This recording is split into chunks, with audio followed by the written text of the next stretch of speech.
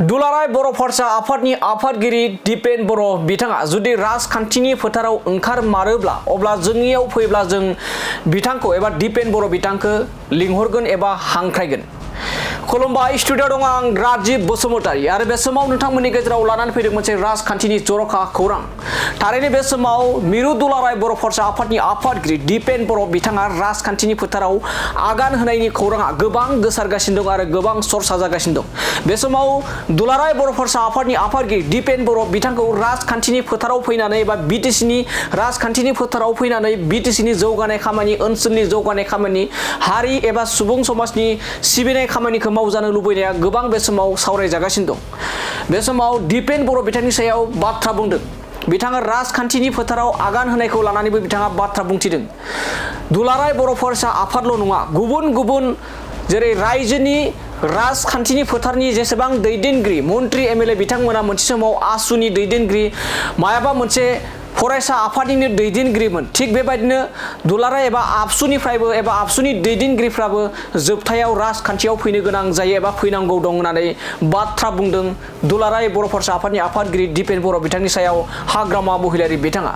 बे समाव सोंथि खालामनायाव बुंथिदों जुदि दिपेन बर' बिथाङा बिपिएफ राजखान्थि दोलोआव फैयो अब्ला दिपेन बर' बिथांखौ जों बरायगोन हांख्रायगोन एबा लिंहरगोन होननानै हाग्रामा महिलारि बिथाङा बाथ्रा बुंदों एबा बिथाङा फोरमायदों। बे समाव दासिमबो रोखा जायाखै दि दुलाराय बर' फरायसा आफादनि आफादगिरि दिपेन बर' बिथाङा आफादगिरि बिबानखौ एंगारनानै माबे राजखान्थि दोलोआव जगदान जानानै फैबाय थानाय बिधानसभा बिसायख'थियाव गेलेगोन बेखौ दासिमबो रोखा जायाखै। दानिया फैदो बिदिब्ला बिटिसिनि गाहाय खुंगिरि हाग्रामा महिलारि बिथाङा दिपेन बर' बिथांनि सायाव मा फोरमायदों जों बिथांनिफ्राय आबुङै मिथिना लादोनि।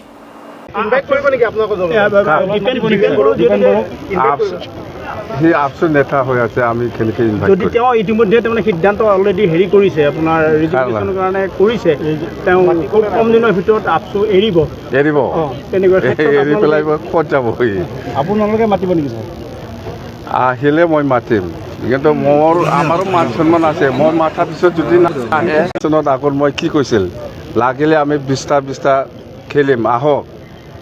দিপেন বড়ো ডাঙৰীয়াই প্ৰমোদ বড়োক মোৰ লগত বহাৰ কথা আছিল। ক'ত দিপেন বড়ো ইলেকশ্যন এতিয়া মনত পৰা নাই নেকি ইহঁতে আগৰ কথাবিলাক? দিপেন বড়ো ৰাজনীতিত আহিব বুলি কৈছে আহক খেলক। আৰে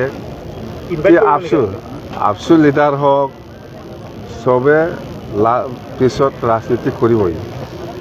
আজি কংগ্ৰেছৰ লিডাৰ বিজেপিৰ লিডাৰ চব আগৰ আছু নেতা আছিল। আপোনালোকে দেখা নাই আপসু লিডাৰতো পলিটিক্স কৰিব পাৰে, একো ডাঙৰ কথা নহয়। আমাৰ লগত প্ৰভাৱ নেপেলায়। সি আপসু নেতা হৈ আছে আমি কেনেকৈ ইনভাইট যদি তেওঁ ইতিমধ্যে মানে সিদ্ধান্ত অলৰেডি হেৰি কৰিছে আপোনাৰ ৰিজাৰ্ভেশ্যনৰ কাৰণে কৰিছে তেওঁ খুব কম দিনৰ ভিতৰত আপসু এৰিব তেনেকুৱা এৰি পেলাই ক'ত যাব সি আপোনালোকে মাতিব নেকি ছাৰ? আহিলে মই মাতিম, কিন্তু আমাৰো মান সন্মান আছে। মই মাতাৰ পিছত যদি নাহে